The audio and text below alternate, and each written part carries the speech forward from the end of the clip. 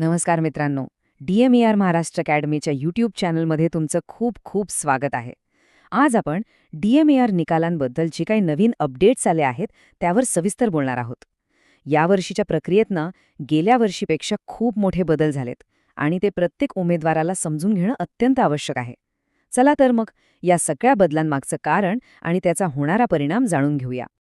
तर सगळ्यांच्या मनात एकच प्रश्न आहे की DMER 2025च्या निकालांमध्ये नेमकं नवीन काय आहे आणि सगळ्यात महत्त्वाचं म्हणजे याचा आपल्यासारख्या उमेदवारांवर काय परिणाम होणार.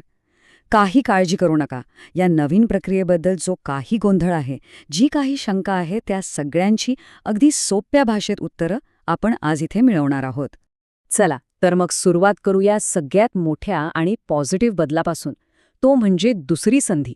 हो, बरोबर ऐकलत. यावर्षी डॉक्युमेंट व्हेरिफिकेशनचे नियम खूपच सोपे आणि लवचिक झाले आहेत.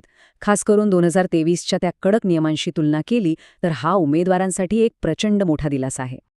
आता हे बघा, स्क्रीनवर तुम्हाला स्पष्ट दिसेल. 2023मध्ये काय व्हायचं?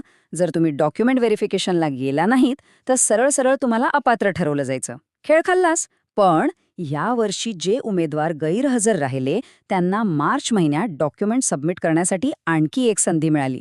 विचार करा, ज्यांना याचा फायदा झाला त्यांच्यासाठी ही किती मोठी गोष्ट असेल.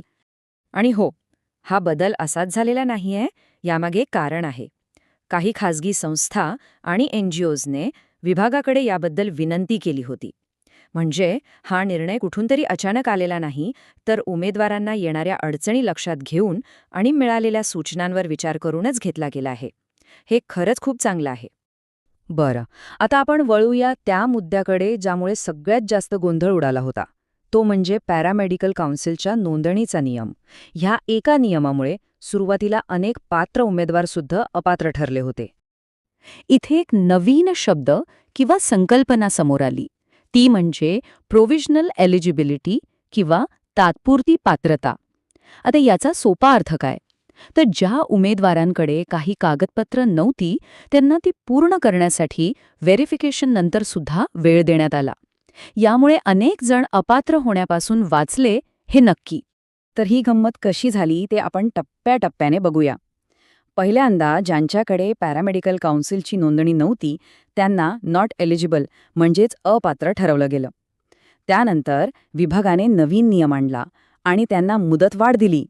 त्यामुळे त्यांची स्थिती बदलून प्रोव्हिजनली एलिजिबल म्हणजे तात्पुरते पात्र अशी झाली. आणि सगळ्यात महत्त्वाचं म्हणजे ही नोंदणी पूर्ण करण्यासाठी त्यांना आता तब्बल 6 महिन्यांची मुदत मिळाली आहे. पण एवढे सगळे बदल होऊन सुद्धा काही उमेदवार अपात्र का राहिले? आता आपण त्या कारणांवर एक नजर टाकूया.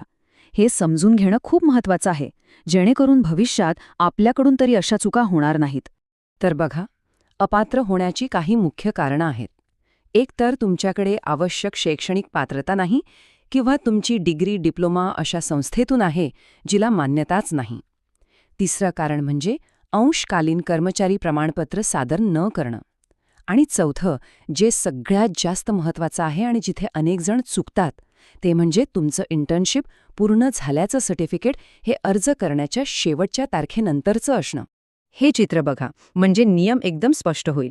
समजा अर्ज करण्याची शेवटची तारीख होती 30 जून. आता ज्या उमेदवाराची इंटर्नशिप 29 जूनला म्हणजे अंतिम तारखेच्या आत पूर्ण झाली तो पात्र ठरला. पण ज्याची इंटर्नशिप फक्त एका दिवसाने उशिरा म्हणजे 1 जुलैला पूर्ण झाली त्याला थेट अपात्र ठरवण्यात आलं. यावरून एक गोष्ट पक्की लक्षात ठेवायची की सर्व पात्रता अर्ज करण्याच्या शेवटच्या तारखेपर्यंतच पूर्ण असायला हवी. ओके, तर मग आतापर्यंत काय काय झालं हे तर आपण पाहिलं. आता बघूया की सध्या कोणत्या पदांसाठी सुधारित पात्र आणि अपात्र उमेदवारांच्या याद्या जाहीर झाल्या आहेत आणि पुढे काय होणार आहे. तर जसं की आपण इथे बघू शकतो, 2 एप्रिलपर्यंत एक्स-रे टेक्निशियन, आहारतज्ज्ञ, दंततंत्रज्ञ अशा एकूण 8 पदांसाठी सुधारित याद्या प्रसिद्ध झाल्या आहेत.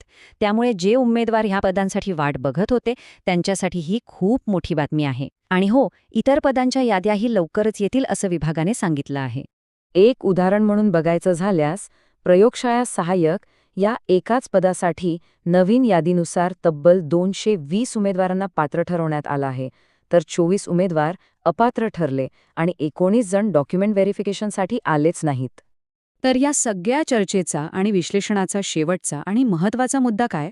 तो हाच की DMARने काही नियमांमध्ये लवचिकता नक्कीच दाखवली आहे, पण कागदपत्र आणि डेडलाईनचं पालन करणं हे पूर्वीपेक्षाही जास्त महत्त्वाचं झालंय. त्यामुळे मित्रांनो, लक्षात ठेवा, नियम बदलले तरी आपली तयारी आणि शिस्त यात कोणतीही कमतरता नको. जर तुम्हाला DMAR बद्दल अजून काही माहिती हवी असेल तर आमचा हा दुसरा व्हिडिओ नक्की बघा. आणि हो, जाता जाता DMAR महाराष्ट्र अकॅडमीला सबस्क्राईब करायला विसरू नका. धन्यवाद.